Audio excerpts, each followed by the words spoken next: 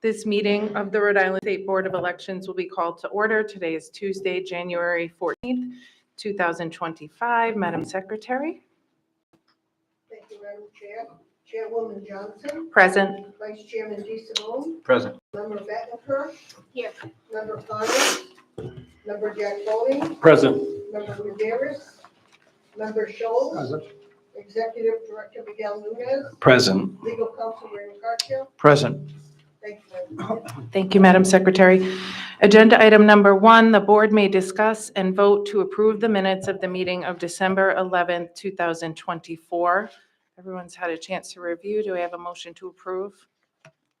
Motion to approve the minutes of the December meeting. Second. Moved and seconded to approve the minutes. Any discussion? Hearing none, all in favor signify by saying aye. Aye. Any opposed? Any abstentions? Okay. Agenda item number 2, the board may hear, discuss, and vote on a complaint filed by Chris Arsenal concerning allegations of limited public access to the voting process and deficiencies with the statewide central voter registration system. And I think, Council, if you can give us a quick, and then I'll lead into how we're going to proceed with this Okay, thank you, Madam hearing. Chair. We have before us a complaint that lists a series of deficiencies, criticisms of the process that occurred in or about November of 2024 with the general election process. I believe that Mr. Arsenault is present. And Madam Chair, I would recommend that while he has provided a very complete written statement of his position, we would give him an opportunity to be heard, whatever amount of time that the chair thinks is appropriate, although since the board is familiar with this and has received this in advance, there's no need to repeat everything that is in your complaint. So we could now have you come up, Mr. Arsenault, and if you wouldn't mind, we'll, since you may be making factual assertions, we'll have you sworn in. And then at the end of your brief summary and statement of your observations, we could hear from both the staff at the board and if the board would like, the staff from the Secretary of State's office. And I know you're accompanied by somebody, so why don't you, just for the record, why don't you both State your state names. your full names, please? Can you just, if you pull that one, speak into They're the mic both so on. the public can, They should be already on. yeah, they're on. I'm Jessica Drew Day. I'm candidate for House District 33. And I asked Chris to be my representative here during the election time. Okay. So my name is Christopher Anthony Arsenault, and I was here present during the entirety, as much as I could, of the Rhode Island general election of 2024. Do you both expect to present factual statements, essentially testimony to the board? If so, I would ask that you both be sworn in. I know. So please qualify for at least for the audience and people, what you would consider to be factual statements. I would appreciate that. Any, sure, any evidence that you want to proffer to the board by way of your own observations, what you witnessed, what you're complaining about. So the distinction would be that if you are going to be presenting any factual predicate, any factual statement about what occurred and what you witnessed, we'll swear you in. As to argument, much like if you were an attorney, you would not need to be sworn in. So with that distinction, does that help you? I need to be sworn in then, Okay. based on that. And ma'am, are you also going to be providing factual Yeah. statements? I'll be sworn in as well Okay. because I was here and there might be some questions that come up and I'm happy to answer whatever I get asked. Okay, can you raise your right hands? Do you swear to tell the truth, the whole truth, and nothing but the truth, so help you God? I do. Okay. I do. So I just want to start by saying, I think it's important to say on the record, I know a part of your ask of us was delaying certification of the election. The election has been officially certified, so I want to say that up front. And then, Mr. Arsenault, the board has, as council mentioned, carefully reviewed all that you provided us. We're very familiar with your allegations, and so we wanted to, though, give you the chance to come up today. If there's anything you want to supplement that isn't in that complaint, we're happy to give you about 5 minutes or so to go ahead and do that. Okay, so Madam Chair, just Go ahead, also, Vice I just have, for me personally, if you can also focus on what relief you're requesting, because the certification, the non-certification, that point at this time is moot because the election's been certified. If there's some other relief that you're requesting in this complaint, I'd like to hear that at least at the outset. okay, that actually makes a very clear point about what I see in terms of relief. And so this is part of the clarification. There are 7 distinct appeals or possibilities for relief, ranging from here via the administrative board, Rhode Island Board of Elections, statutorily via the legislative activity, judicially via the Rhode Island state courts, administratively versus the federal courts, like such as the DOJ, federal actions, sorry, administrative actions, judicially via federal court actions, meaning the First District Court of Rhode Island, federal court, and then the First Court of Appeals in Boston, popularly via appeal to the electorate, constitutional amendments, et cetera. And then the last one would be an appeal to our creator, right? I'm sorry, So what was the last one? the last one, appeal to heaven or appeal to our creator, right? Okay, So so- it's a prayerful relief. Well, Madam Chair, I have Yes, couple sir. other questions. So let me just, No, I'm going to stop okay. you for a second. Okay, so sure. I guess what I need you to focus on for my purpose is what you would like this board to do. The board is not a judicial body. So any appeal to the federal district court, the state court of Rhode Island, or a judicial body is not something that we can do here, at least in my. opinion, Understood. That I'm prepared to do. Understood. So my suggestion before the board and my suggestion to the chair would be that you kind of focus on what you want this board to do. So this I would board, agree with that. Excuse me Okay, one great. second. I would Okay. agree with that. And Madam Secretary, just the record show that Commissioner Connors has joined us. Go ahead. so what I'm looking from the board is either confirmation that what I'm observing in sense, and the facts that I present have merit, okay? And any observations that you would have that would counter that, any arguments that you might have countering that. That's what I'm looking to take and So, achieve Mr. today. Arsenault, that's not the if you- the purpose for a complaint. The complaint would, My civil rights have been Excuse me. violated. Hang on. Can you let him okay, finish? I mean, Thank you. and that's different, and you have a forum for that. If you believe that some organ of the state has violated a statutory or constitutional right, you can pursue that, but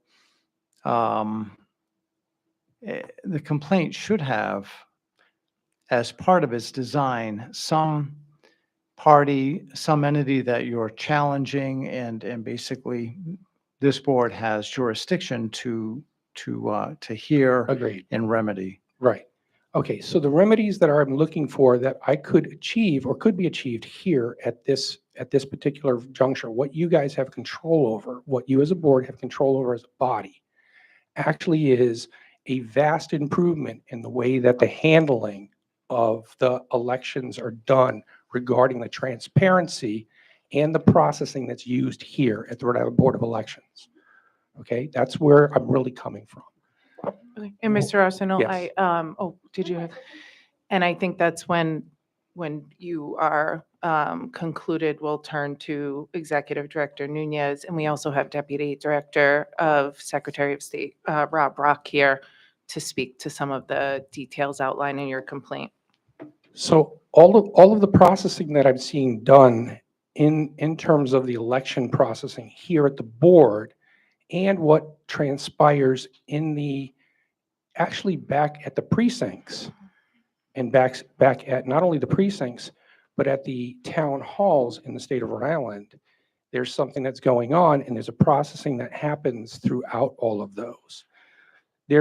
And I can't argue about statutory stuff, but I can say that there are things and measures that are clearly wrong here. Like, for instance, the layout and the way that everything's received, it's impossible to witness from one end to the other for the entire election process. And even through what's being conducted at the state, you cannot witness it from one end to another and observe the complete process in whole. There are things that happen behind the scenes. There are things that happen out of public witness, and it's unfair. It's completely non-transparent. My allegations and discussions about it being opaque have broader implications. And those broader implications have to do with confusion over a number of different factors. For instance, Mr. Nunes pointed out that the emergency mail ballots or the mail ballots early voting is actually mail ballots. Well, if that's true, then there's a jurisdictional vagueness with regard to how they're handled and who's responsible for them. For instance, and I'm going to give you an example here, Pawtucket had an issue where they were not able to transmit results, and the question was then, how could we get in touch with somebody in Pawtucket, Board of Canvassers, and the clerks to be able to help transmit things? Mhm. But if it's true that statutorily this board has jurisdiction over the emergency or early voting that occurs as a mail ballot, and that's where the statute, Title 17, finds it, Chapter 20, then why is it the responsibility of the clerks or the canvassing board in Pawtucket? And that's a question that needs to be resolved and answered. So what I'm seeing is that there's a lot of confusion about the statutes, what they apply to, how they're applied, and there's too much wiggle room. And so that's part of my discussion here.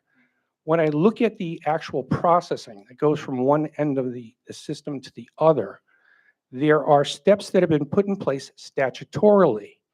And those statutes are actually a result of the elections. They're a byproduct. Government is self-modifying. Elections tend to bring people in who will then take and modify government and therefore the statutes. So this circular type of situation all starts and is based on our government here. In fact, I could read you off a list, and the 7 that I can go through, 6 of them are 100% founded upon what happens here with this board. Okay, thank you. So Any board members have questions, comments?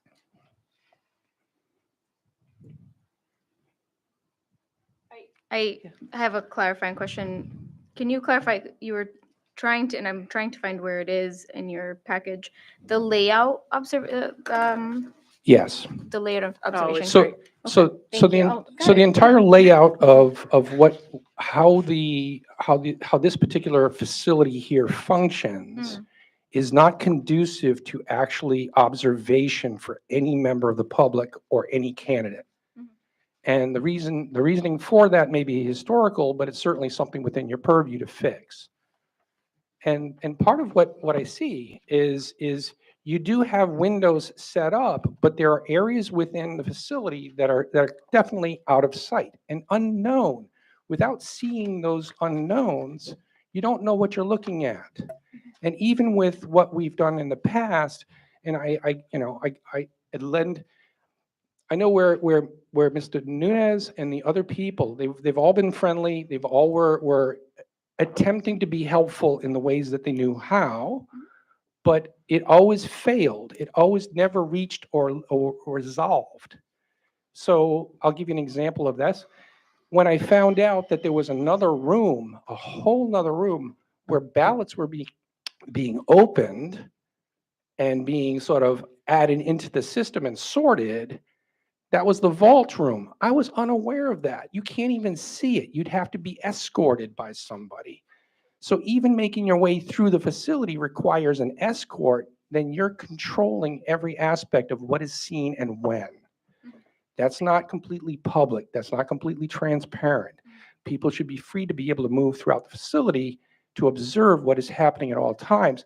That's not saying that there doesn't have to be, or there should not be, some sort of chain of custody and safeguards against sort of any kind of issues that might come up, somebody trying to spoil or mess Sure. things up, right? So that's part of what I'm talking about.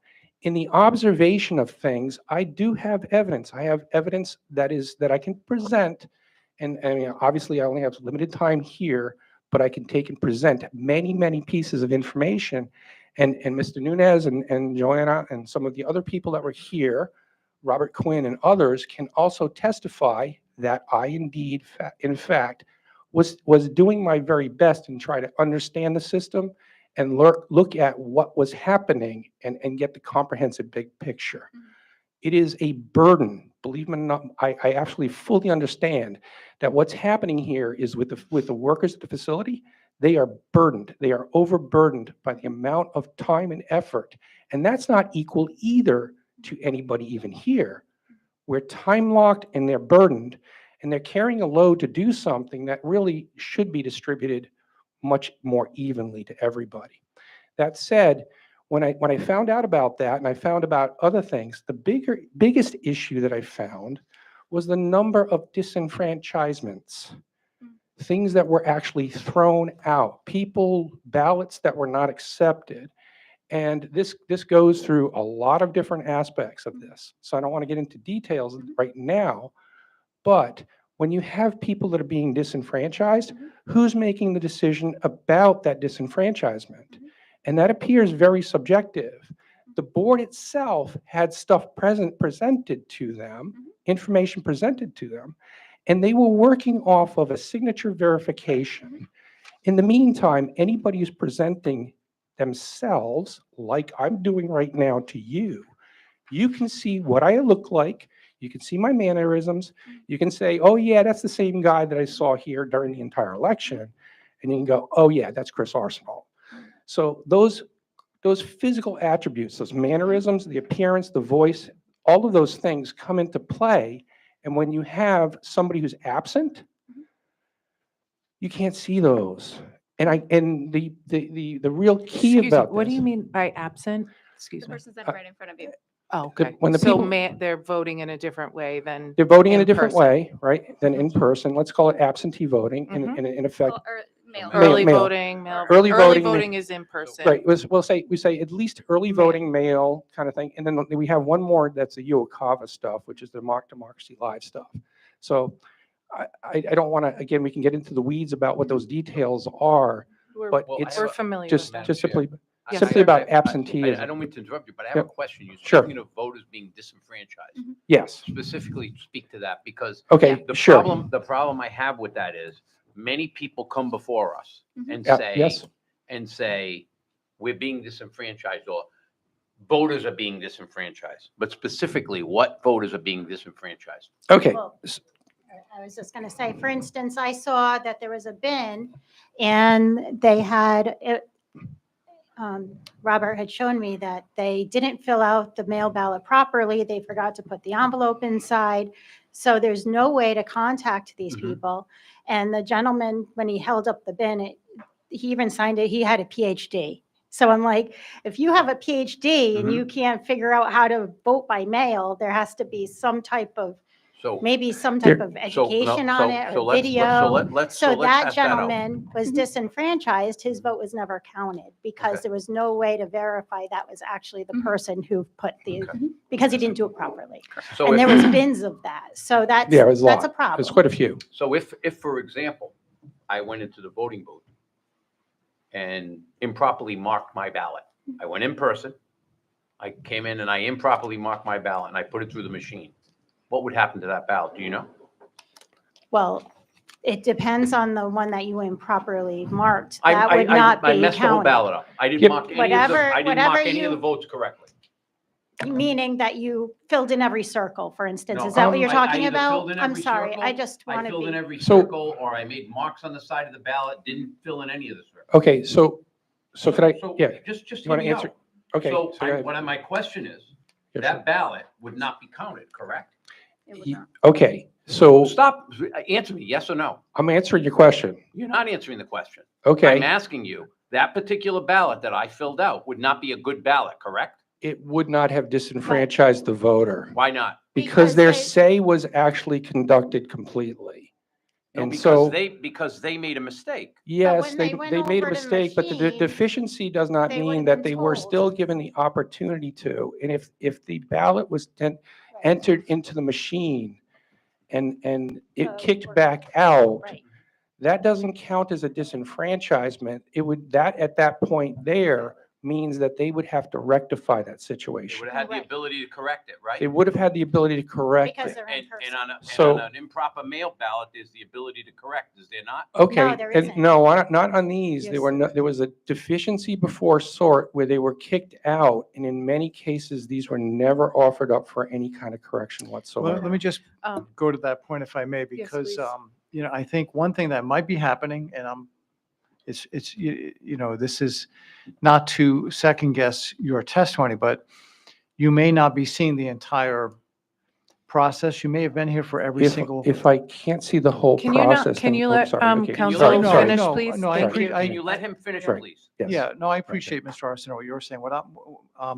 Because I helped write those regs. And I mean, what we Sure. tried to do was create for the mail ballot voter, as best we can, the same opportunities that are provided for the voter in person. It's not one-to-one Mhm. exact. It can't be. But if you have someone, as was mentioned by Mr. DeSimone, who comes before, it goes to the voting precinct and does a ballot incorrectly by improperly filling it out and it gets rejected, that person will have an opportunity to correct it. Yes, right there. Or if they insist, and it does happen, they says, I don't want it changed, you can press the override button and it goes into a certain Right.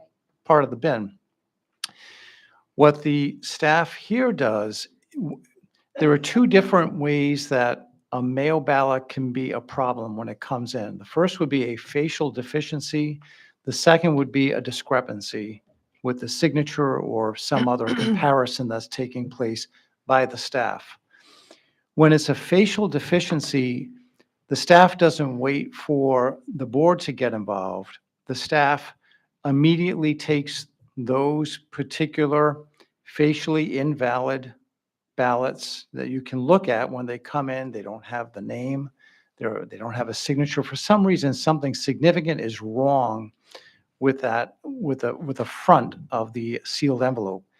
They contact that person.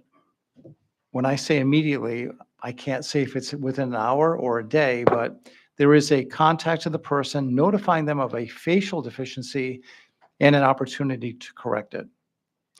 If the deficiency is from somebody signing it in a way that cannot be verified by the staff, those ballots, not one of those ballots is ultimately rejected unless the board itself, in open session, many times with the signatures right up on these screens, Mhm. compares and contrasts those signatures. Now, I should break that down. When the board does meet, they first hear from the staff of those people who had facially invalid ballots, envelopes, who did not, when afforded the opportunity, submit a corrected facially valid envelope. Okay, so those, they've been contacted, there's been no response. The board does vote on those as well, but that is something where facially they're invalid and they're almost like a bucket of those that are just rejected. That we never know how that person was going to vote because of the facial invalidity. For those where there is a discrepancy in the signature or something else, first the staff will meet two at a time to see if there's an agreement as to whether or not there's a discrepancy. If they ultimately decide, that really does look like the signature, it gets put in the pile of those that are to be counted and it never gets before the board. It's only those where you have an escalation amongst the staff and the supervisor saying this is a discrepancy in the signature. Those, before they're ever rejected, no staff member ever rejects those. No machine rejects those. The 7 board members convene together and compare and contrast them and discuss it, sometimes for 2-3 minutes at a time. The last time we had, my memory is over 100 and maybe 120 that they actually met and discussed and compared and contrast. So you're not there for that entire process, nor can you be. I mean, but I attempted. I attempted to be as much Well, as the possible. note, I can tell you this, because I review those agendas, Miguel Nunez writes them out. All of those meetings are completely open to the public. They're Right. actually broadcast. Correct. My distinction here, and I want to address your questions and stuff like that, is that would you consider the board to be a legal peer with regard to the actual outcomes of an election? Stepping out of the administrative role, is the board a legal peer? A In other legal- words, I don't understand that. okay, so from a legal peer standpoint, when you have I'm addressing what would be considered the right to challenge at the precinct that's in the statutes of Title 17, right? There's a right to challenge the particular person. And we base that right to challenge off of being present, but also the fact that when we go to these elective meetings, they are in fact a jury of our peers. So that there's a legal peer established within those various districts, and that right to challenge is based off of that. Would you consider that the board is actually the same legal peerage as the others? In other words, could I say that the board is equal in terms of being a peer in making those judgments on either What's accepting what's or your rejecting? reason for asking? Where are you So- going with so- this? Because we're at about 20 minutes. I want to give respect to the staff Okay. members that Yep. are going to be presenting. Right. So if there's So- anything, excuse me. Yep. If there's anything else, again, supplemental to your allegations and what you've written up, of which we have carefully reviewed, as I said, please offer it up now, and then we're going to move on so that the staff can respond. Okay, so in all of the transparencies and all the complete things that happens here at the board, there are decisions being made in terms of accepting a rejection of those particular individuals. In effect, the board is acting in two roles. They're acting as a legal peer in terms of the actual origination or opening of ballots and processing things that would have normally occurred in an elective town meeting at a poll, in a precinct polling location. I understand. And yet the board also is to be a neutral arbiter, which is being oversight with a complete neutrality, so you provide and extend full faith and credit. Mhm. In this light, you actually have a huge discrepancy that's happening in the state of Rhode Island and most of New England that has not been known, and I did not understand this issue until after seeing the complexity and trying to understand the entirety of it. And this, in discussions with somebody else, and this was during the UACABA ballot thing where there's data coming in, and we were watching 700 ballots go through, and you all know about Barrington and what happened with that, right?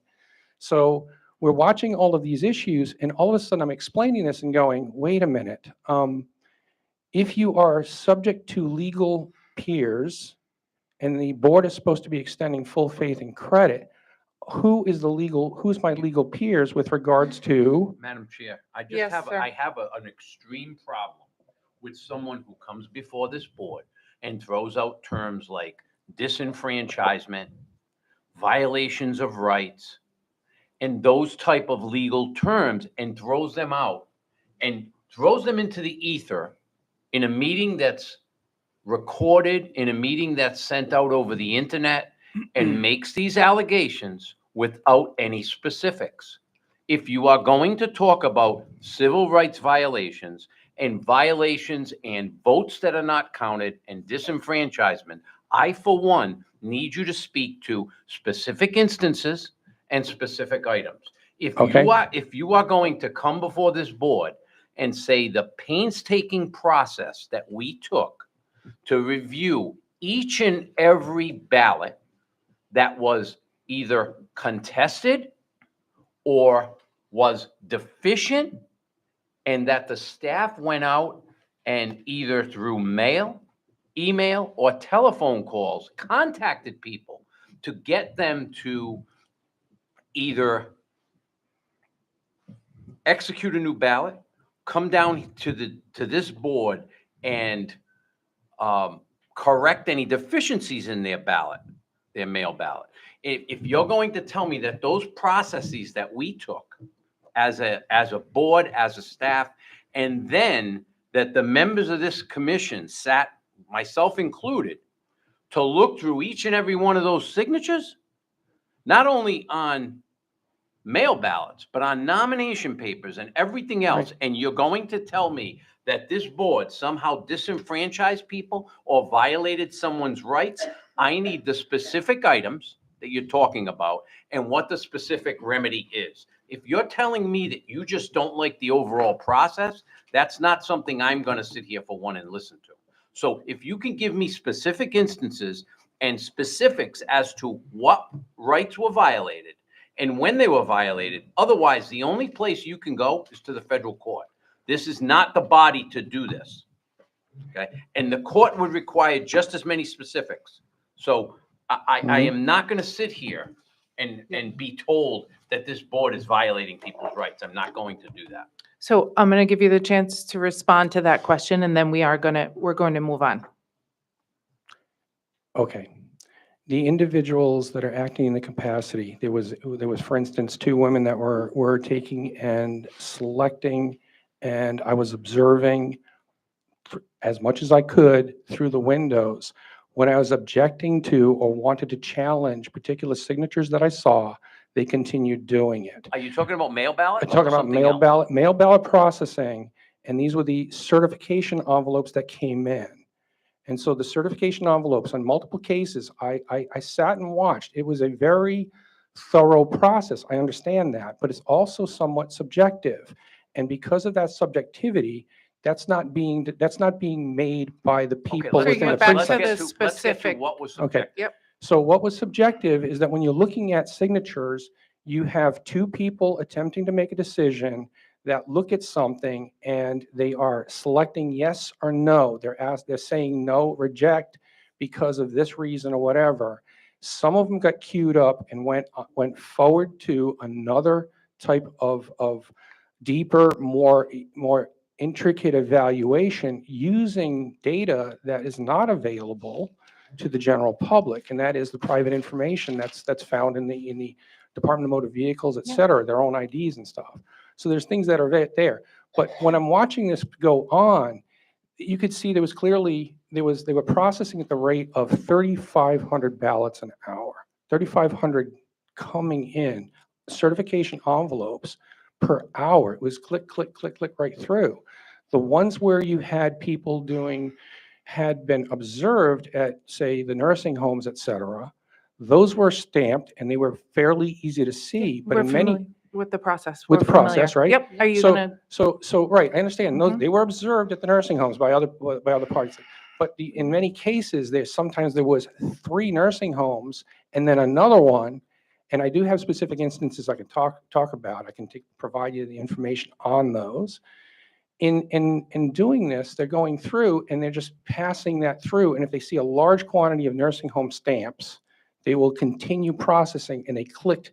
And this was raised several times with both the executive director and with Quinn, Mr. Quinn, and trying to say, hey, can we resolve this? Because I can't, they're going through so fast. By the time I'm able to get their attention through the window tapping, they were just already on to the next, there were like 3 or 4 screens Resolve past. what? Meaning you wanted to be able to see each and every one of those ballots Well, going no, through. You we wanted to. No, it's just, there's 4 at a time being displayed on a screen. And it's actually really quite difficult to make assessments 4 at a time at that rate. And I clocked them. I actually stood there and said, for starters, they're not even calling out the town. They're not calling out who this is from. I don't have any idea who this is from. And when you look at this kind of issue, it extends. It's really hard. One of the solutions that Mr. Quinn attempted to do was to actually set up something, part of a process where you could take and say, okay, I'll make this visible here. We could see what they saw, and I could take and then record using my own device, and then be able to take and provide a list of saying, these are things that we're concerned about. So there's a subjective aspect of the process there. That could be corrected. There are numerous instances of the same kind of issue being raised throughout. I'm only addressing those right here that the board themselves can be addressed. And as far as answering a question, yes, I understand. I would have to go pro se to the federal court to actually go for any kind of additional relief. And that is part of my intention. But what I can do in terms of saying, here's the issues I identified here, that's part of the overall process, as well as raising it with regard to anybody that may already be in office and conducting various legislative type of discussions. So I'm trying to address the entire big picture, Okay. do so respectfully, Mhm. and at the same time, the issues that I see are so great. It's very complex. It's Right. far greater than I ever imagined. For me to Okay, watch the signatures, last I comment, had to last literally comment. be on my tippy toes through that window. And Okay. I stood here for hours on my tippy toes so I could be at the Mhm. right level so I could watch. Okay. And tapping on the glass, and the woman was, hitting the button. Mhm. At first, it was like super fast. I mean, they're older than I am, and they were able to go across and scan. I mean, I imagine you get faster the Yes, longer and you they're sit trained. there. Yep. However, but Mhm. I was watching and I'm like, there were things I was seeing that were not matching. And she was just hitting the button until I was like Okay. tapping the glass, like, wait, go back. But there's no way they could hear me. They looked over at me. I felt like, hitting the side of a fishbowl. So- And Oh, I they're was like, So doing were the you, job. were you both, just physically, where were you? Oh, right here. Over- This over this here. entire facility, this Yeah. entire room over here was actually set up. There was some information about how to evaluate the signatures. But what I'm saying is the it general, was so the- high too. it And I was- had to look through the, she had a challenge, other people had a challenge, and that's just one aspect of it. But in attempting to do that, all of the processing that took place and what was kicked out, what was saved, we don't even know. I, as somebody who was here for a considerable amount of time, would now have to take and spend an extraordinary amount of time reviewing all of these things to find out the differences of who went through, who was rejected, what ballots were rejected, whether they actually achieved when I say disenfranchised, if somebody wants to put in a Mickey Mouse ballot or nonsensical ballot, it's up to them. All right, that's not what I'm trying to do. I'm not trying to say that. I'm Right. saying that the fact of acceptance or rejection is what I'm talking about. And the acceptance or rejection, because of the deficiency of sort, but deficiency before sort, and those kinds of aspects, it's impossible. It is actually impossible for anybody to follow the entire process all the way through, even here with what you are doing at the Rhode Island Board of Elections. And when I explain this and try to show the entire workflow process that goes into the back room with all of the digital aspects and everything else, all the networking aspects, everything over the networks, et cetera, no one, not even the director, not even any one of you, not council, no one, not anybody that you would even consider an expert can follow the entire election from one end to the other and say that they've seen the entirety of the election process. And that's what I mean right, 'cause by it's being behind closed opaque. doors. Right, or in a. They're either Thank you. behind closed wall. doors or digital. Right. The digital covers. Yeah. I'm not on. I think, thank you for the points that you've made and thank you for coming today and speaking. Thank you. Thank you.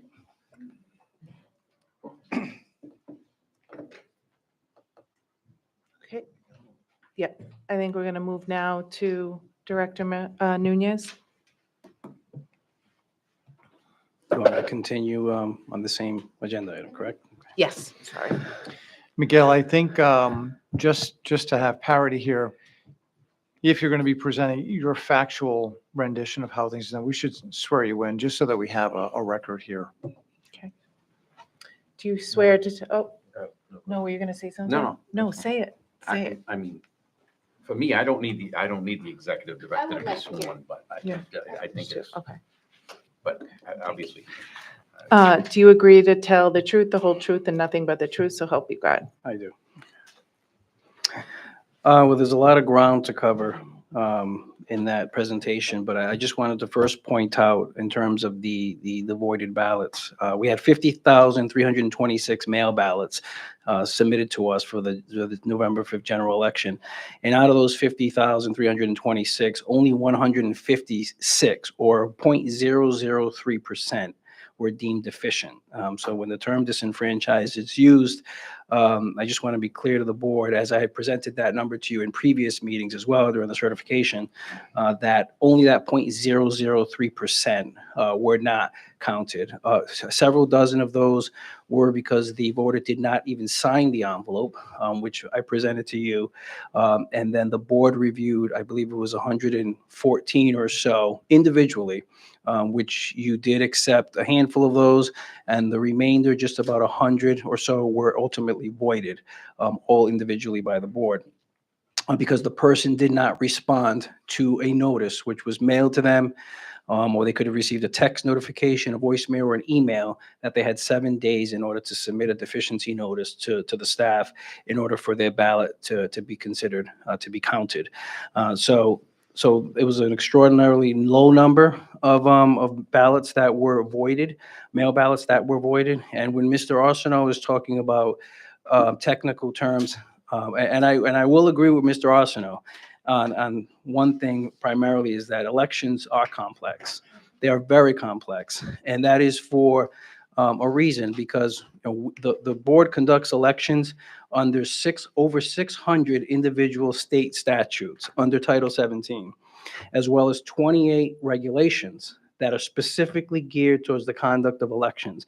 These regulations are not something that are hidden from the public or not available. They're on our website. They are on the Secretary of State's open meetings, the rules and regulations website. Everything that we do here, the entire process for the mail ballot certification, is covered under 2 regulations. And I, in fact, with Mr. Arsenault, who the staff, as we should and as we wanted to, were very accommodating to him during the entire process, because we wanted him to learn the process. In fact, much of the information that he provided in his complaint was gathered from discussions with myself or with Robert Quinn, our mail ballot coordinator. I actually handed him a copy of the rules and regulations on his first day that he was here for observing the certification, so he could know the process for filing an objection to any of the signatures or the process overall, because I wanted him to be absolutely clear on how the mail ballot certification works. And I know that Robert Quinn, our mail ballot coordinator, went through, and as he mentioned, we were very cooperative with him. He went through extensive efforts to accommodate the process for him to understand the entire process from A to Z. And the staff conducts these mail ballot certifications in an open process. We had 12, you have a slide up there, Mike? Next slide. We had 12 mail ballot certification process publicized for this conduct. And in fact, that is probably triple what we have ever done in past years. And that the reason why we do that is because we want to capture any mail ballot that is deficient early. That way that voter can receive a notice as soon as possible, because it doesn't make any sense for us to hold ballots here, not look at them, and then figure out a week before election day that the voter's signature does not match or that they missed their signature. So we want to review all of those ballots. And if their signature does not match, we send a notice out to them as per required in the regulations. Within 2 business days, they receive a notification that their mail ballot signature did not match, or it could have been missing, and they have 7 days after election day to correct that issue.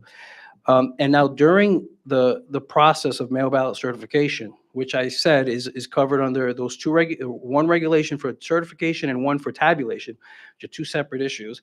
In addition, Rhode Island General Law 1720-26 spells out the entire process for how certification is conducted, which much of it mirrors what our regulation says. But it specifically says that during this process, for certification and tabulation, the state board, and I quote the statute, shall keep the ballots in a safe and secure place that shall be separate and apart from the general public area, sufficiently monitored through security measures, including security cameras, all of which we do in compliance with the law. So the process in which Mr. Arsenault indicates that the layout is not conducive to how we, to the mail ballot certification process, I think is, it's sort of like two competing issues where you have security of the ballots, security of the election process, balanced with the transparency of the process. I think as compared to our previous facility, this facility operates in a much more transparent capability than the previous facility had, where we have designed the mail ballot processing room with specifically with those windows. We keep the doors open. And we do indicate to any observers there that they are able to, if they're qualified as under the regulation as eligible to challenge a ballot, there are specific challenges for criteria for standing there, that they're able to flag that a particular signature on the screen and let the operators know to hold, and they will note the voter ID number. And I know that this was discussed with Mr. Arsenault. He did not challenge any, to my knowledge, he did not challenge any signatures. He was here more as it seemed as observing the process. And that process is laid out and followed completely in our rule and regulation and under that statute. In addition, apart from certification, as you can see, we also publicize when we will begin mail ballot tabulation, which we are able to conduct up to 20 days before Election Day. We can start tabulation. In this case, we didn't have that necessity, so we actually started on November 1st at 9 a.m., and we did post that notice on October 30th on our website and on the Secretary of State's open portal.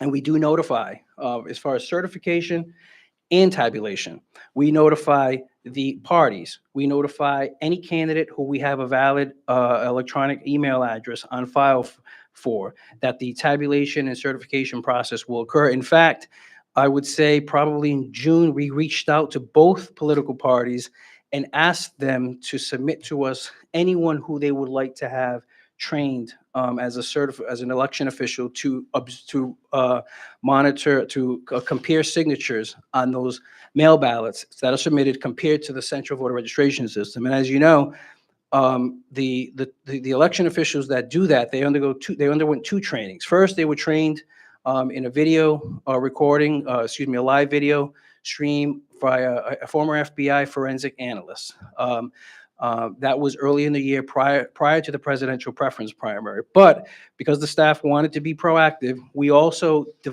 worked to develop an online web-based portal for them to conduct training through, in which was modeled after what was used in Washington State, for example, which is primarily a mail ballot state. And every pair of election officials went through that online portal so they can have a familiarity with comparing signatures. And as was mentioned, as is laid out in state law in our process, those pairs do compare those signatures to what is on file in the central voter registration system.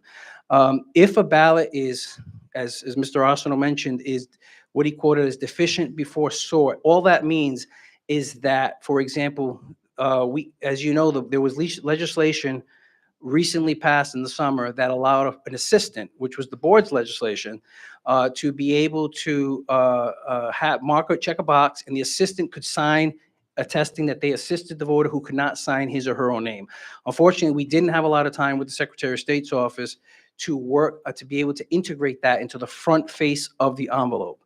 So it had to go on the back. So what our staff had to do is, if a signature was not readily visible on the scan of the envelope, they would have to go get that envelope and confirm that the assistant didn't in fact mark the back. If the assistant marked the back that they assisted the voter because they couldn't physically sign their name, then that by law, we have to accept that ballot. If there was no assistant signature on the back of the envelope, then the voter would be mailed a deficiency notice because they did not sign and they did not indicate that they had an assistant that assisted them with not being able to sign. So that was one of the logistical issues that the staff had to deal with, but in no way was that something that was done in secret or in a hidden manner.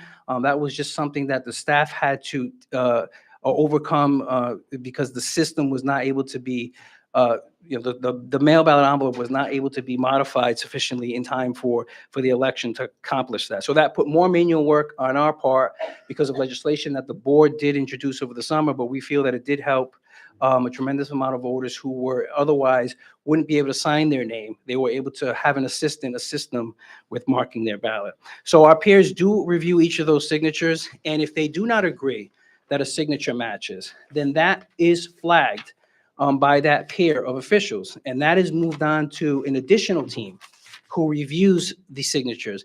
And they also log into the central voter registration system, and they find signatures that are previously on file. These could be signatures that are as old as 20 years old, 30 years old, or just a signature from the last time they went to the DMV in the last couple of years. And if they find that they can match that signature to one of their previous signatures on file as required under our regulation, then the ballot will be approved to be counted. If they don't agree that any of those signatures match, then we do send that voter that notice within the 2 business days. And ultimately, if the voter does not return that notice to us, those signatures will go before the board, and the board will review them to ultimately determine if they should be voided or counted. And he is, Mr. Arsenault is familiar with most of the sessions in the tabulation because he was here for a majority of them.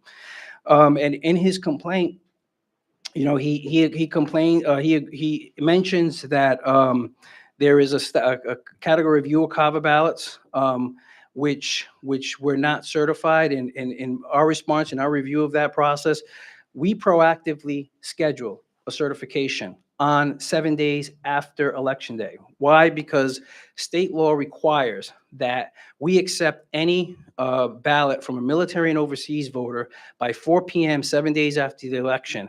We get very few at that point, but we proactively schedule it at 4 o'clock on the day, 7 days from Election Day, because if we do get several last-minute ballots, we can quickly certify them publicly and add them to the count. In this case, we did not receive any ballots, certified ballots, at that last minute to have to certify. So when Mr. Arsenault arrived here at the Board of Elections, I indicated to them that there was no certification because there were no UOCAVA, which is the term that we use for the Uniform Overseas and Military Voters Act.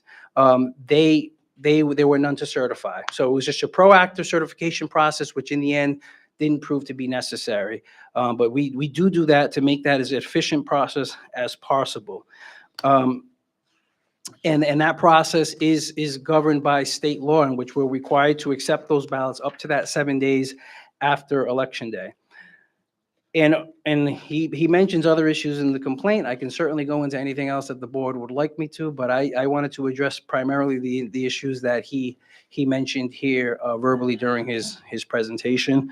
And the one last thing I do want to mention is the early voting. Early voting was overwhelmingly passed by the General Assembly in 2020. It was put under the mail ballots, Title 1720. However, we execute early voting exactly according to state law. So the fact that he is mentioning that is under the mail ballot process, that is the process that we were authorized to conduct by the General Assembly, and we conduct it in the manner in which they overwhelmingly passed it. Thank you, Director. Any board members have questions or comments for Miguel? Yes, sir. Can you just address the ability to object during the certification process?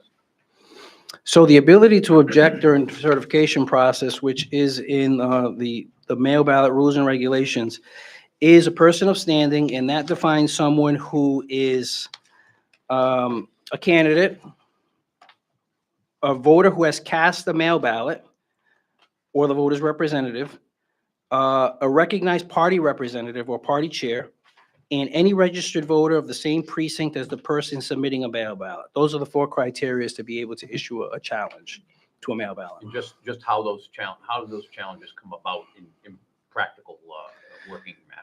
So we have a challenge form designed, which we have on hand in the certification room, in which the challenger can sign and attest to the voter's name, address, whatever the particulars are. We'll provide them with that information. Obviously, all that we need to do is get the voter ID number for that voter or the last name, and we can find them in the system and assist that challenger with completing that objection form. And those objections are permitted during the process, correct? During the certification process? Absolutely, yes. Any other board There, members? there were observers here during the course of certification of mail ballot. We had several observers. We wish we had more, but we did not have as many as we've had in the past, yes. And have any of those, did any of those file a challenge? We did not receive any challenges or objections during the certification process. There's no other questions if there's no other questions from board members, the other issue that I would like to address is in the papers filed, there are some, I won't call them objections, but some issues with regard to the central voter registry being not a proper receptacle. So I'd ask for the Secretary of State potentially to address those. Mr. Rock is here, the director is here, so I'd have him address those and go from there. Rob, if you could just state your name for the record and your position. Of course, Rob Rock, Deputy Secretary of State for Secretary of State Greg Amori, and I'm happy to be sworn in if So would necessary. you swear to tell the truth, the whole truth, and nothing but the truth with regard to the matters here before the board? I do. Yes, thank you. Good afternoon, Chair and members of the board.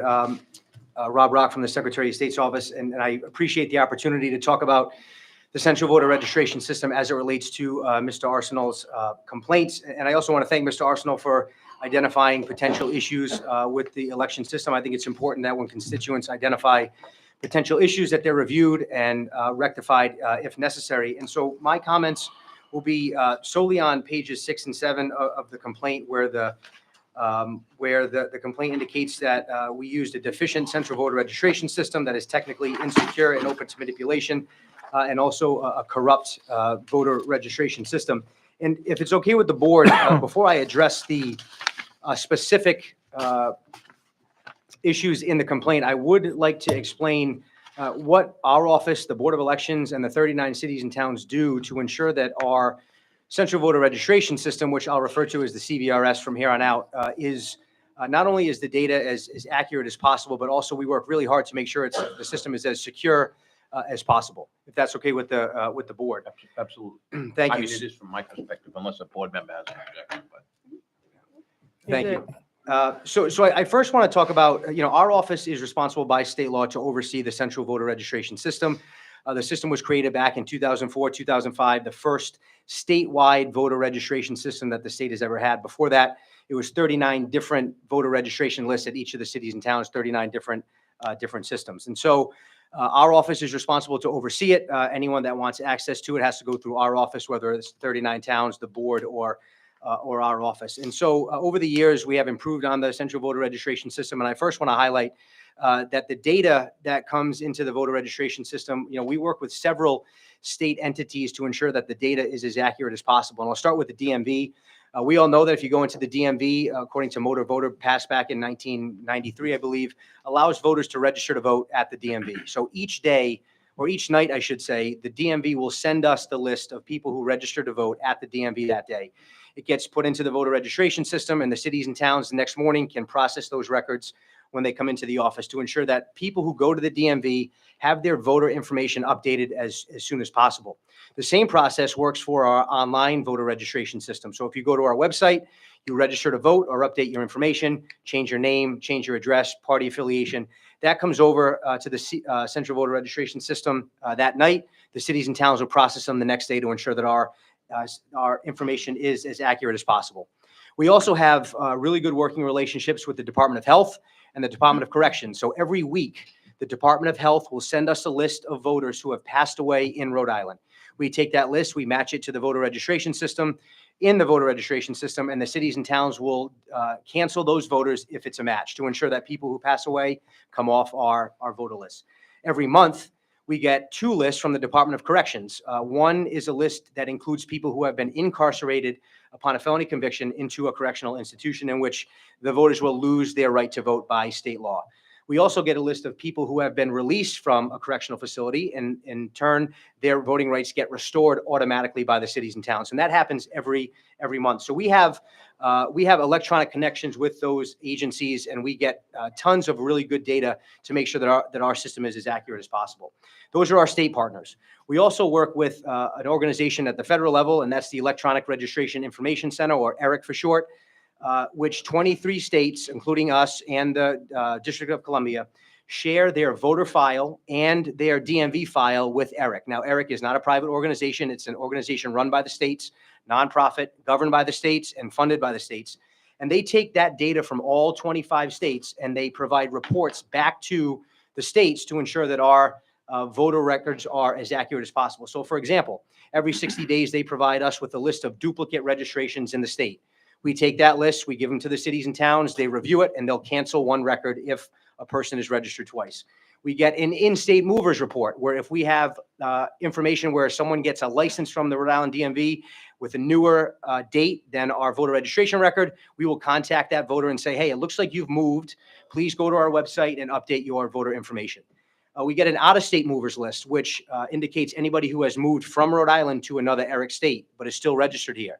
So another state has registered this voter. We contact the voter with a postage paid return envelope. They sign it, they send it back. We remove the voter from the voter list. We also get a deceased report. So the report I talked about before with the Department of Health, that's only people that pass away in Rhode Island. But God forbid somebody moves down to Florida to be with their children and they pass away down there. We will get that information from ERIC because they use the National Social Security Death Master File when they match the records. So every 60 days, we get a whole list of people who have passed away throughout the country that are registered to vote here, and the cities and towns will update that information. The final report I'll talk about with ERIC are the voter participation reports, where we work really closely with Miguel and his team. After each election, we get a list of people who may have voted twice in Rhode Island, people who may have voted once in Rhode Island and once in another ERIC state, and people who have passed away and cast a ballot. And so we take that data, we work with the Board of Elections to determine if these folks really did do that. And if in fact they do, they're forwarded on to law enforcement, which is what happened in 2020, where 3 people were prosecuted for voting in Rhode Island and in another state. So all of those processes have yielded since January of 2023, when Secretary Amori became secretary, where we've removed over 150,000 registered voters for various reasons. Deceased, moved out of state, they don't want to register to vote. So while what I just mentioned doesn't directly relate to Mr. Arsenal's complaint, I think it's important that the public and the board know all of the work that the board, our office, and the cities and towns do to ensure that the data in our system is as accurate as possible. And let me be clear, the voter registration system is not 100% accurate. It is not 100% foolproof. And that is why it is important that we go through all of the steps that I just went through to ensure that we keep our records as accurate as possible. And so it's really important that we continue to work hard to keep our data accurate. So as it relates to the specific issues in the complaint, I want to first start talking about the post office boxes, the commercial addresses, and the undeveloped or vacant lots, indicating that there are voters registered to vote from those locations. And Mr. Arsenault is 100% correct. So about 6 years ago, we realized that there were several voters that were registered to vote from post offices. Not nefarious. It was just people thought they could register to vote from there when they got their license or what have you. It was not their residence address. So when we found this out, we contacted all of the voters that were in this bucket, and we said, listen, you can't register to vote from a post office. You got to register from your residence address. And so the cities and towns moved all the voters to where they should be registered to vote. And most importantly, we removed the addresses from the voter registration system, the post office addresses, so that nobody could register to vote from those addresses in the future, to ensure that this does not happen again.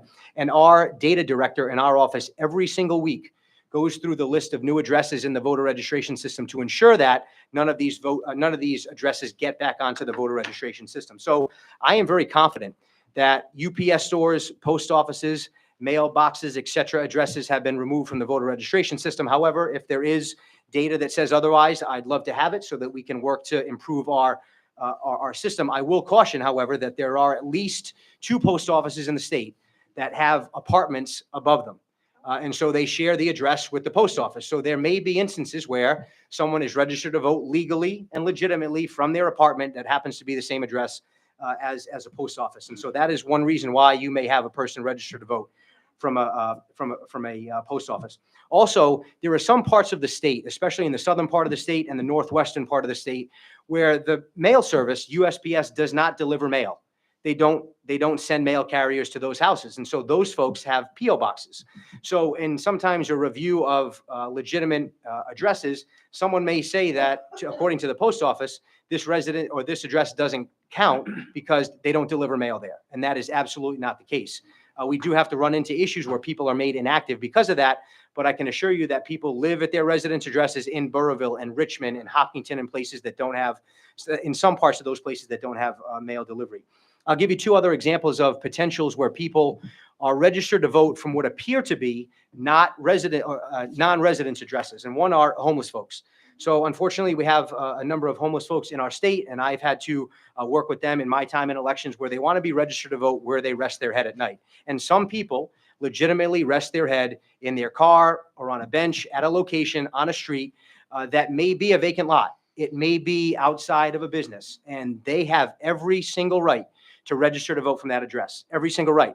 They also have the ability to register to vote from town hall, although when you do that, you're not going to be voting in the precinct, technically, that you rest your head at night. So while there are, it's rare, but it's possible. And I think when these type of things are brought up, it's important to note that there are legitimate reasons why people are registered to vote from what appear to be non-residences. And perhaps the most, I think, likely situation where someone's registered to vote from a non-residence address are our overseas citizens.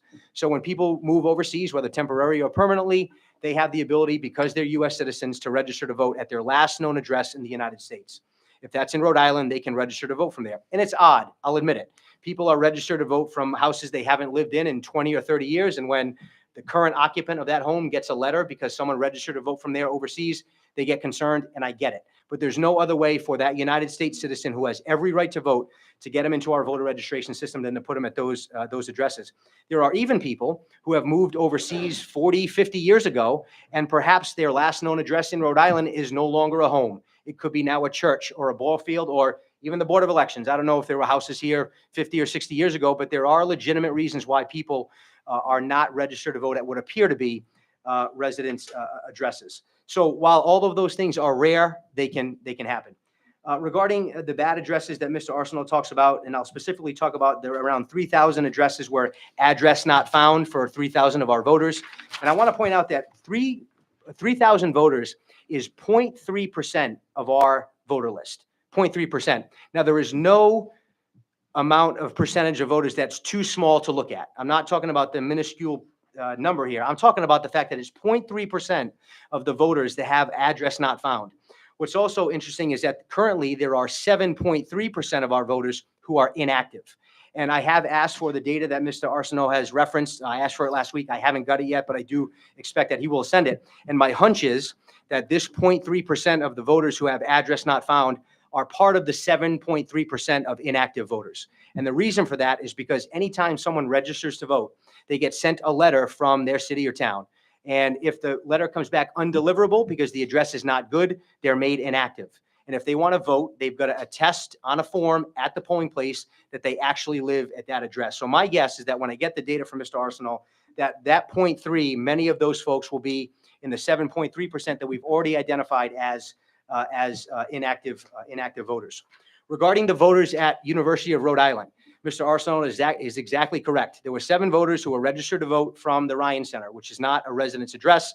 As soon as we got the data from Mr. Arsenault, and we appreciate it, we called South Kingstown and we rectified the issue. The voters have been moved to their residence addresses. The Ryan Center has been removed from the voter registration system. And most importantly, none of the 7 voters that Mr. Arsenault pointed out voted in the 2024 election. And as I finish on the data piece of it, there are 57,000 roughly inactive voters as of the 2024 election in the voter registration system, which means 57,000 people we've identified as living at addresses that probably are not valid or don't exist. Of those 57,000, 91% of them did not cast a ballot in 2024. The 9% that did had to sign an attestation form. And the best part about that is that when the city or town got that attestation form back, they were able to correct the address, because my guess is that many of those people that are inactive, they forgot to put their apartment number, or they transposed a zip code, or they didn't spell the street name correctly. So I think that 9% has made our voter list even more accurate. Regarding the security of the central voter registration system, something that our office takes very, very seriously, and as referenced in the complaint, is technically insecure and open to manipulation. And I want to forcefully push back on that assertion. So first off, our office oversees the distribution of usernames and passwords on the voter registration system. So in order to gain access to our voter registration system, someone has to check 4 boxes and needs to check all of them. They need their username, their password, a physical token like this YubiKey that I have in my hand, and we need to allow your IP address into our network. So Chairwoman, if you want to go home tonight and take my username, my password, and my YubiKey and try to get into our system, you won't be able to do it because your IP address is not in our network. So we have 4 layers of security to get access to our voter registration system, and all of the passwords and the usernames and YubiKeys are given out by our office.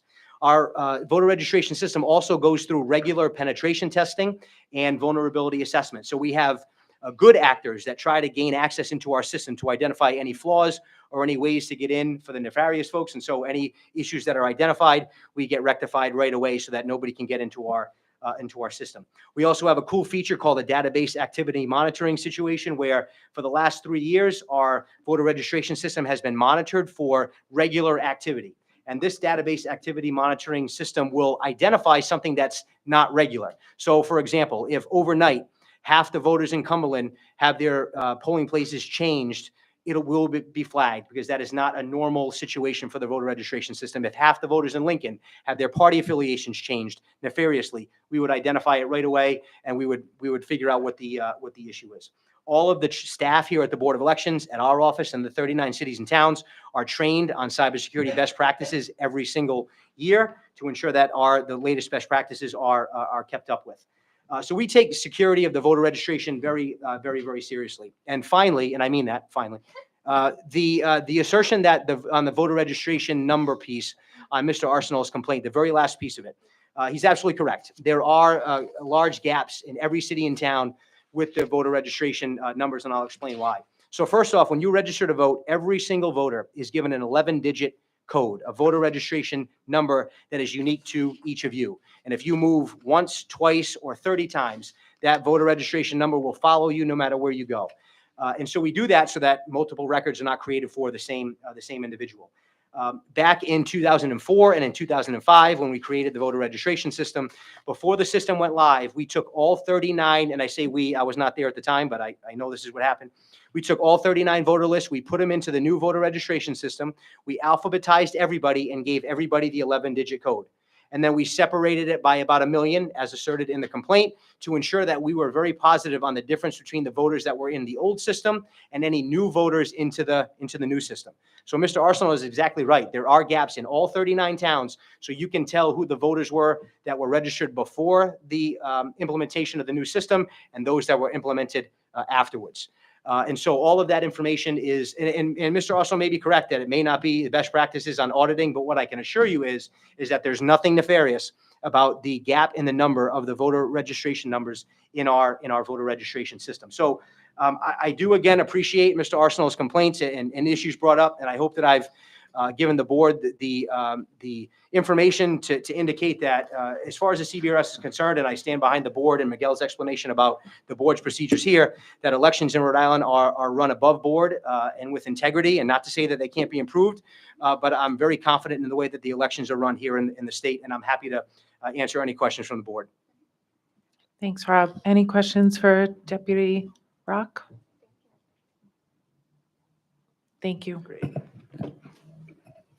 And Madam Chair, I would just like to echo Rob's comments. As I said in my comments earlier, we were very cooperative with Mr. Arsenal from the beginning, and really, I even encouraged him to submit his findings, submit his feedback to us in a way so we could make any improvements as needed. And as I said, and that was welcomed from him to do so. And again, I'm happy to answer any questions regarding any of the other items in the complaint that he produced. But I do stand by, as I said in my previous comments, in the way that the mail ballot certification is conducted under state law. Thanks, Miguel. And before I move on to ask you, counsel, and how we proceed, I just want to say thank you to Mr. Arsenal. Thank you for bringing this forth to us. As I hope you've seen, we do take it very seriously. And as Deputy Secretary Rock said, there are always things that could be improved. And, only when people bring to us their concerns can we have the knowledge to do so. And, like others have said, am very proud of and stand by the measures that we've taken to not only ensure equitable access to voting, but protect the integrity and the security of our elections. I don't know if any other board member wants to respond to any of what they've heard, and happy for you to do that. And then if not, Ray, I would turn to you to see where we go from here on this item. If there are no further comments, so the board has a few options. If the board, after hearing the allegations and the testimony from the complainant, so-called, I mean, it's not really a typical complaint. It's more of a broad critique, observations of the entire election process. But if the board, after hearing what Mr. Arsenault has said, and after hearing what Mr. Nunez has said, and Mr. Rock, if you're satisfied that there's no merit to the allegations set forth in the complaint, then it would be ripe for dismissal. If you felt like you were not satisfied, then you would have the ability to continue it, to hear further testimony if you thought it was necessary. But those are really your options. You could, there's really nothing here by way of granting relief today to the complainant. The election is over. It's been certified. The observations are always helpful for the staff to hear.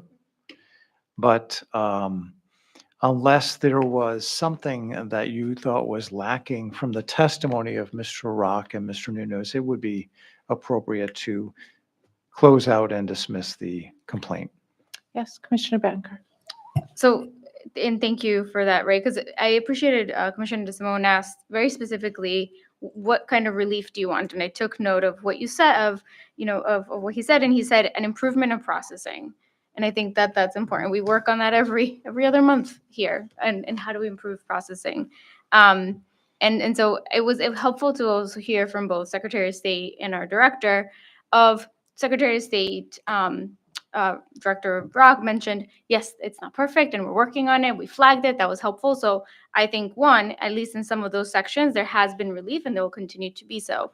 When it comes to some of the sort of issues with the board, it was actually really helpful for me because I was going to ask you that, like, do we have a legislation where the layout? And so thank you for sharing that. And so I believe I'm a big fan of mail voting. I think it's incredibly accessible, and it has created a bigger access for people in our state. Can it be better? Absolutely.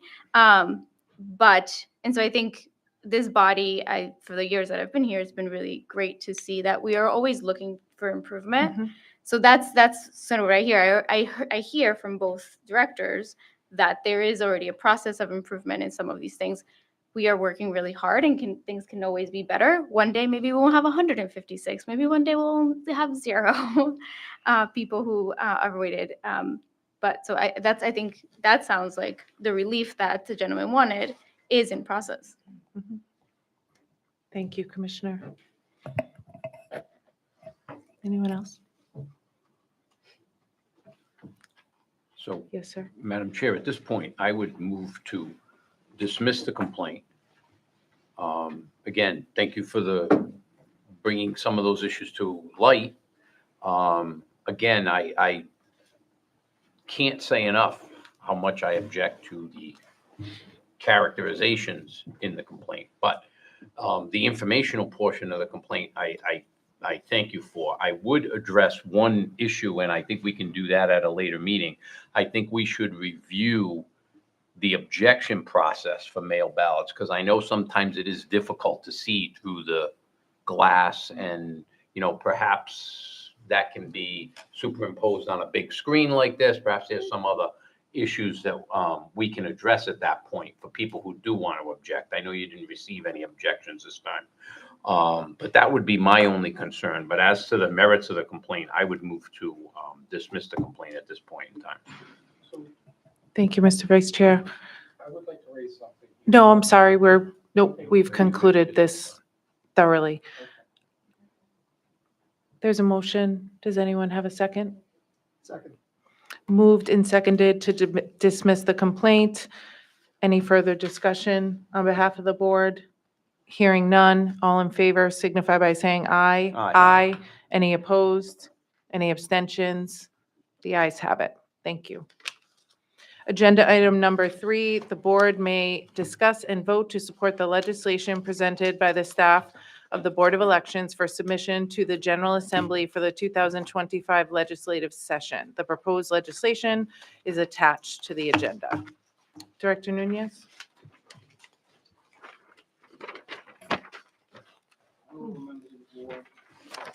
Honorable members of the board, for the first piece of legislation before you, I'm going to request that this be held from consideration until the next board meeting, as we are still gathering more data. We did receive an additional batch of data from a national organization just recently, and we want to look further into it before we decide to present it to the board.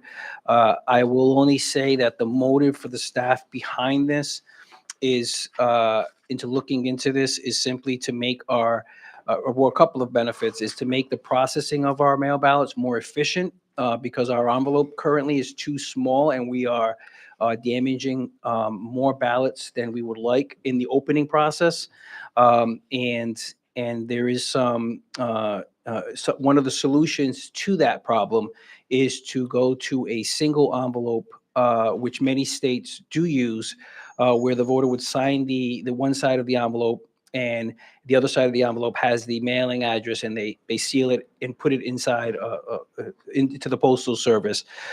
There are obviously some pros and cons to that, which we would go through, which we ultimately do present it. And one of the pros is that the voter can track that ballot all the way from when it leaves their hand till it gets back to our office. But we're still looking at different options and see what other states and how they handle it. So we do have some time to do that. It's just something that we want to hold off until the board considering until we figure out what our alternatives are for that.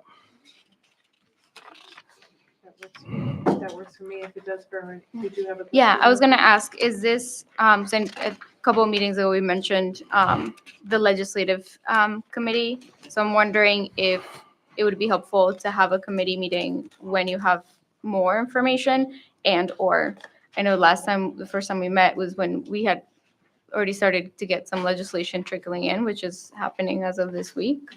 So I wasn't sure if that was something that would be helpful. Yeah, we can certainly do that at the first legislative committee meeting. Because I know we also talked about, correct me if I'm wrong, that a list of sort of the legislation that was passed in 2024 that would impact us as of 2025. I don't know how many bills passed that did that, but I remember talking about that. Again, maybe that one's not as urgent, but it would be really helpful to know how anything has changed. Agreed. Certainly. Okay. So the next proposal is regarding mail tabulation for special elections. This proposal would allow the Board of Elections to tabulate mail ballots for special elections for local office or local referendums in the same manner as we do in state elections.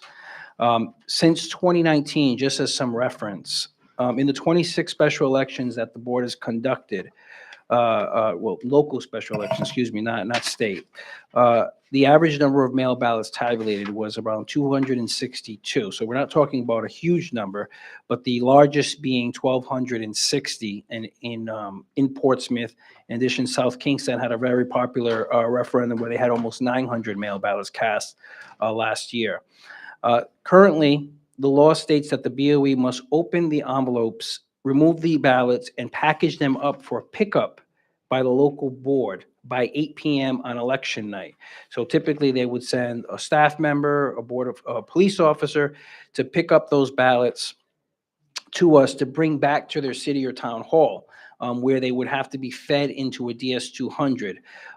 However, they can authorize the Board of Elections, which they have in many of these special elections, because they prefer the Board of Elections to process these ballots, because we are set up with our equipment and our entire process to do that, because we do it for tens of thousands of ballots in a statewide elections. We do have to program a DS-200 for them to feed these ballots in their city or town hall, and this process takes time and it delays the election results for them. With more voters increasingly choosing to vote by mail, this process obviously has become more time consuming for them to conduct, less secure, in my opinion, because the ballots are leaving this facility, although they are sealed. They're leaving this facility in order to be counted in the Board of Canvassers office. And we have established process and regulations for the tabulating of mail ballots. Now, under this proposal, we would tabulate the mail ballots on election night for all special elections, local special elections, and provide the unofficial results to the local board, which we would typically do through our website, which you could see as I have an example of what it typically looks like on our website for a special election night, where they would see the results in a similar format to what they would see on an election for any general election or statewide primary or presidential preference primary. And this process, again, is most of the local boards have told us that they prefer to have the Board of Elections process the mail ballots, because this is something that, especially since the board has invested so much funds, $750,000 in mail ballot processing equipment since 2020, that we have the experience and the equipment to process them efficiently and securely. Ms. Miguel, anyone have questions or comments on this legislation?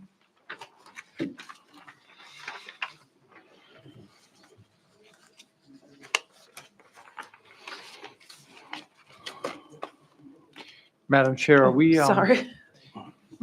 are we in need of taking separate votes? Are you asking that number one, the first legislative, Be moved. be tabled or continued? Maybe we should take separate motions so that you Okay. deal with it that way. Okay. So go back to number. I would to go back move. Okay. and take a vote on that, on the recommendation of Mr. Nunes. Do we have a motion to table the first piece of legislation until a future meeting, and preferably of the legislative subcommittee? Second. Moved and seconded. All in favor signify by saying aye. Aye. Aye. Any opposed? Any abstentions? The ayes have it. Do we have a motion on piece of legislation number 2? I'll move to approve item number 2 on the legislative packet as referenced by Director. Moved and seconded. Any further discussion? Hearing none. All in favor signify by saying aye. Aye. Any opposed? Any abstentions? The ayes have it. Okay. Move on to Oh.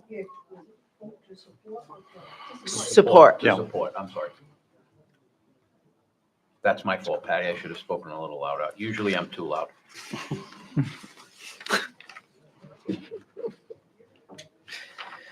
The next piece of legislation before you is the 50-foot rule for early voting.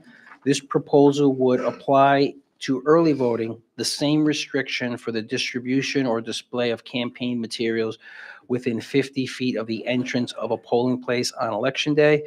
I've had some discussions with Ray as we were trying to draft this legislation, and this is a very basic change to the statute, but we both wanted to get the feedback from the board because we were not certain if this would accomplish what the staff is looking to accomplish. And essentially what it is we've gotten a significant number of feedback from our local boards that they are having folks, because early voting is encompassing a third or 40% sometimes of voting, the entire voting process. And technically the 50-foot rule does not apply to the early voting site. So we're getting feedback that folks are handing out literature, putting signage within the 50 feet, and to make it clear that that early voting site, wherever that may be, and in this case, in 2024, most of them were in the city or town halls, but 5 communities did conduct their early voting at an off-site location. To just make it clear that that 50-foot rule does apply to the actual early voting sites, whether it's in city or town hall, or if it's an off-site location, and that's the intent of this legislation. Yeah, and when Miguel approached me on this, I think last week, we spoke about it, and the concern, one concern I think we both have, and that I was raising, is that, we have this voting location that's not defined here in the statute. So we have to, would that mean that the voting location is actually inside the office of the canvassing authority? Would it be the entire town or city hall? Et cetera. And because there are limitations that exist on what can be displayed in a voting place. And could you have a situation where a mayor has his own or her own photograph up, is promoting a new sewage project X number of feet from the office where the voting is cast, but within the actual building? Would that be allowed? Would it be seen as being something that's promoting the reelection of the candidate? And there were just a number of things that we would have to consider. That what we thought was, if we have one conversation with you now, we could get your insight, your experience, and then come back at the next meeting with maybe a more fine-tuned version. I guess my question is which one, because that's a really good point. I thought of that too. I'm envisioning the Providence City Hall, right? And when and if the mayor runs for reelection, to your point, there can be things about it. So what is the most narrow way, I guess, for us to do it that would sort of prevent that? I guess I say that because I think saying that City Hall itself, I think that might be a little too broad. I think that's, and I also think that that's when we'll have municipal government come and fight us. Mhm. That's cities and towns are going to come and kill this bill. I guess my question, Ray, would be, to use Providence as an example, there are a couple of monitors, smaller than this, but there are monitors, and they are directly, In they're front of- actually within the area that you vote. Yeah. And, I mean, they do have the mayor's name up. Mm-hmm. I mean, is that going to be Yeah. considered aiding one side and injuring the other side? I mean, I guess that's my Right, question for right. you. And my concern is that we may be opening ourselves up for many, many complaints. And through the complaint process, you could add parameters to this and add definition to this. That's one way to do it, but obviously the better approach is if we could narrow the scope of this now, or define it now, so that it would reduce the number of complaints we could get. Yeah. That's right. And again, I've only voted in the So city so hall then in I guess, Providence. I guess I'd also, to piggyback off that, when you say define it, you're talking about something in a regulation, or you Well, you talking could about? wait for the regulation, but I was It's easier thinking to that press if we that way. actually, so Miguel and I have only had one conversation on this, and rather than us honing in something, then bringing it back to you in March, we're going to be losing some time. So we thought we'd at least have this dialogue now, but I think we should consider defining the voting place with a little bit more specificity, at least when it comes to early voting. Because if you look at our statutory framework, when you see the terms election or primary, those throughout your statutory scheme ordinarily refer to one particular day and only one day, the election day or the primary day. Now that we have the 20 days, it's a far longer period of time that you'd have these limitations on whatever physical location you're using. So it is more complicated. So whether you would be referring to the voting place as the office in which early voting takes place, something like that. But we could, Miguel and I could consider some terminology, but we wanted, given when this was being introduced, we thought we'd at least get some initial feedback from you. And then come back to you in March with further thoughts on what we could use for those terms. That makes sense. Commissioner Connors? Question from Miguel. You said you received some complaints from the cities and towns on this issue. Do you have any examples or specifics that you can talk about? and might shed some light? Primarily was either through an email. So for example, the Warwick Board of Canvassers reached out to me that they had complaints about the 50-foot rule. Obviously, I had to tell them that I did not believe that it was something they could enforce for the early voting. However, and if there was a complaint issued to them, they might not be able to enforce it because of the way the statute is worded in the context of Title 17. And I think that every election I get at least 2 or 3 calls or emails at the minimum from local boards asking me about the 50-foot rule. As this has expanded, as early voting has expanded, particularly in the few days leading up where there are thousands of people showing up to Town Hall, City Hall, or to the Pastore Complex in Cranston or the Visitor Center in Pawtucket, doing early voting. So clearly the candidates have had to shift their strategy to from polling place, just the polling place on election day, to doing what they do on election day, to also doing it and during the early voting period, particularly as you get closer to election day.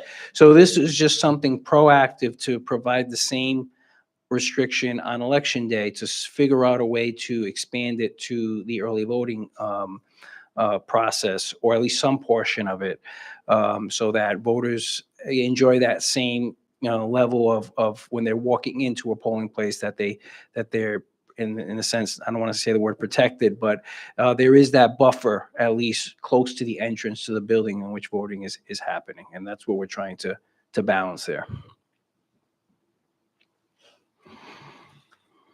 Yes. So, thank you, Miguel. As you mentioned that, I was trying to visualize the places that you were mentioning. So again, if we narrow it down, you mentioned the word room, right, or office. The reason why that could be trickier, because the visitor center in Pawtucket, again, out of all the locations, it's the only one I know. The visitor center is really large, so I don't know how they set up their early voting setup. So how would that be worded, right? Because then it's not the Board of Canvassers location. I agree. I think it should be a very specific location, but can you narrow it down enough that you're not that we also don't let cities or somebody get away with it if they move locations? I don't even know if that's a good answer, but it would be helpful to know where everybody held it. I know, but like Providence used to have it at a different place. So I don't know. I feel like that complicated everything. No, but I wonder, go ahead, Ray. No, I'm not, what's the visitor center? What's that? So it's in Pawtucket. The visitor center in Pawtucket is where they did early voting, correct? Yes. And so it's a very, I've been there for events. It's a large space. Imagine this space, but larger. And so it's not an office. It's legitimately an event space. So how would we, and City Hall is right in front of it. So how do we, and I think that's I'm so glad that that's where they do early voting. So, but I don't know how Yeah. we would clarify that. And Providence has moved before their early voting locations as well, from City Hall to, the other municipalities. Yeah, so I don't have an answer to that. I mean, I think that's something Yeah. the staff could talk about further for the next meeting. But, any input you can give will be helpful. And I will say that this statute 171949 in all my years here has always been, it's been on the book since 1964, I believe, hasn't been changed since then. And it's come up over the years. Clearly, we wanted to try to make as minimal changes we could to not disrupt the process in that laid out in that statute. But as Ray mentioned, it does get a little trickier when you're dealing with a public building, or not as much in the off-site location perhaps, but especially in the city or town halls where there are likely going to be candidates on the ballot who are sitting in that office and going in and out every day. Yeah, So no, in my polling place, at my town hall, there's well, at least there was a project, a bond issue, and there was a project, and the town administrator is, welcome to Lincoln and we just got this great bond project and Yeah. is it a campaign? No, but I mean, if, I could see someone raising that issue. Right. If It's a tricky one. if we said 50 feet from the entrance, because I mean, it's not even 50 feet from where you cast your vote. So I don't know how that would Yeah. work. That would be my only concern, I guess, as far as I go. So I don't know what the solution would be. That's, I don't know either. Perhaps it sounds like there's some additional information to collect for people to see, and then for, some language suggestions, should we also look to table this and send to the legislative subcommittee? Yeah. For that? Is that a motion? Oh, so I make a motion to hold until we get more information. Second. Moved and seconded to table this piece of legislation to a later date, and preferably the legislative subcommittee. Any further discussion? Hearing none. Oh, sorry. Just one Commissioner. point. For the legislative subcommittee, just how it mentions in the first sentence, or early voting. I don't know if in the second sentence, we should do the same thing. Neither shall any election official or person within the voting place or early voting location, just for the sake of continuity, because that may address some of what we're talking about, probably not all of it, but thank you. I agree. Thank you. All in favor signify by saying aye. Aye. Aye. Any opposed? Any abstentions? The ayes have it. So the final proposal here is a solution that we see as necessary to address some of what we call almost like the brain drain in elections since 2020, where we have a significant number of retirements or departures from elections by seasoned and experienced election officials. So we've thought about this over the years, at least for at least 4 or 6 years. I remember having discussions about it, about former election officials being able to come back and work on a temporary basis for the Board of Elections in a limited basis in order to assist the staff in conducting elections. And the proposal before you here is modeled after the state law, which I did include in your packets there, which has been on the book for several books for a few decades in the state, which allows retired teachers and even administrators, school administrators, to work as substitute teachers or administrators for up to 90 days per school year, which currently it's actually 120 days after COVID, which that expires on June 30th, 2025. It allows them to work as a substitute teacher for up to 90 days per school year. This proposal would allow retired election officials to work up to 90 days in a year in which a statewide general election is held, or 90 days in a year in which a statewide or congressional special election, such as the CD1 election that we recently conducted in 2023, is held without reducing their pension benefit. Currently, if a retired election official is collecting a state pension, they work for the Board of Elections, their pension is reduced by the same amount. So for example, we can hire folks who are not in the state election system. So for example, Dottie McCarthy from Warwick, she was the Warwick clerk, worked in the Warwick Board of Canvassers for 30 years. And we were able to bring her in 2022 and in 2024 as a temp, as a seasonal essentially, to assist us with the mail ballot process. She did training, poll worker training, helped with the nursing home supervisors. But a clerk in another community who is in the state pension system, and if they are collecting a pension, if any money that they will get paid by the state agency, their pension is reduced by the same amount. So they're essentially working for free. Teachers don't have that to worry about because they do have that exemption in state law. These more frequent retirements that we're seeing across the board in the state from seasoned election officials, it'll let us tap into that knowledge when we need to temporarily bring them in to help with training, which is a big thing. Mail ballot certification, tabulation, the nursing home supervisors program, which is something that Dottie played an important role in assisting us with temporarily during the election season. And obviously the recount logistics and audits and everything that we do.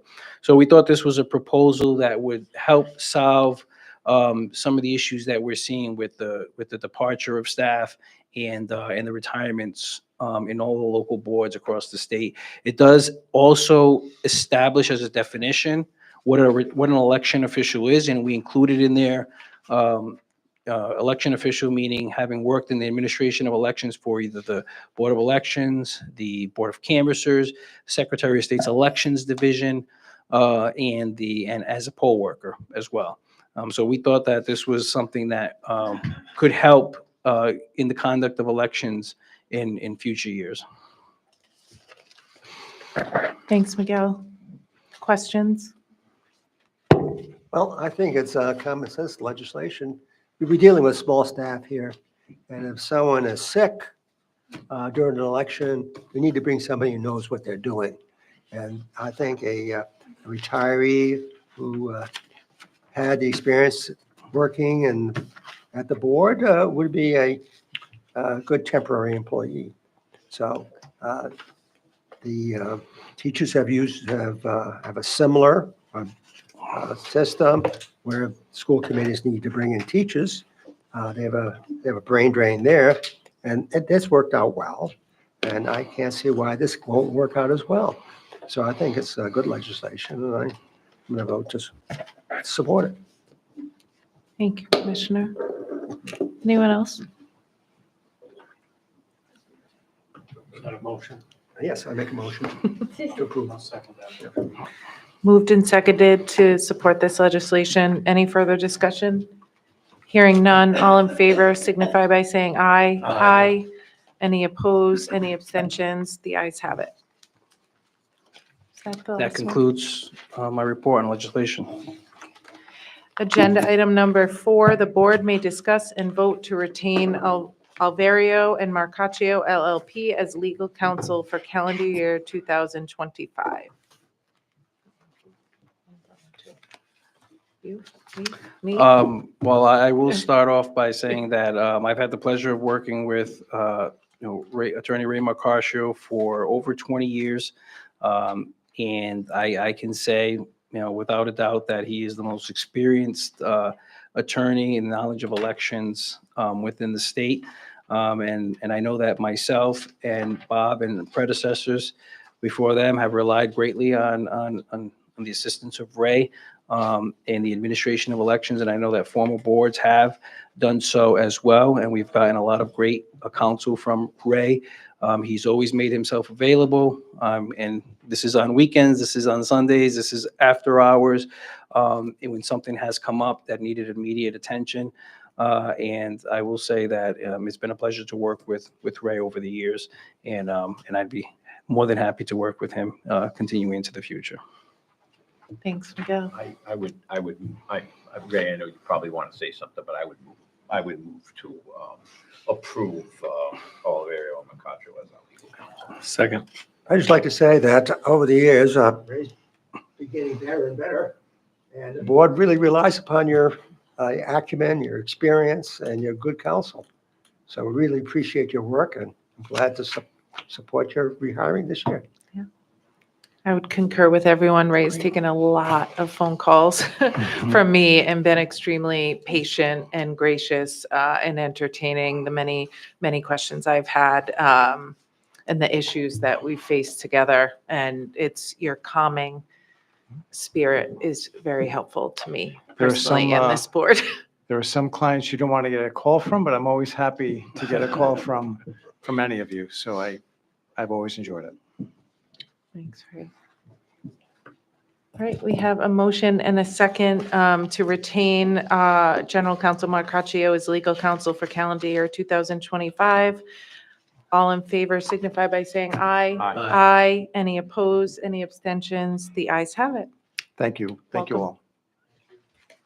The agenda item number 5, the board may discuss and vote to retain John Anderson Esquire as legal counsel for legal conflict conflicts matters for calendar year 2025. Madam Chair, I have recommended John Anderson in the past. He's very bright, very knowledgeable, and I believe within the last 2 years, we've had one conflict involving a matter out in Narragansett, I believe, and Bonnet Shores. And so you've seen him firsthand. He knows the area of elections very well. I believe he ran for office successfully for a school committee many years ago, and I think his mom was possibly in the General Assembly. So he has firsthand knowledge. He has academic and intellect, so I highly recommend him as conflicts counsel. No, I remember his presentation. He was well prepared. Mhm. He answered all our questions, and he made a great presentation. So I think he'd be a great conflict counsel. Is that a motion? I'll move to retain John Anderson as conflict counsel. I'll second the motion. Moved and seconded. Any further discussion? Hearing none, all in favor signify by saying aye. Aye. Aye. Any opposed? Any abstentions? The ayes have it. And that concludes our agenda for today. Do I have a motion to adjourn? So moved. Moved and seconded. All in favor signify by saying aye. Aye. Any opposed? The ayes have it. And we are adjourned at 4:55 PM. Patty?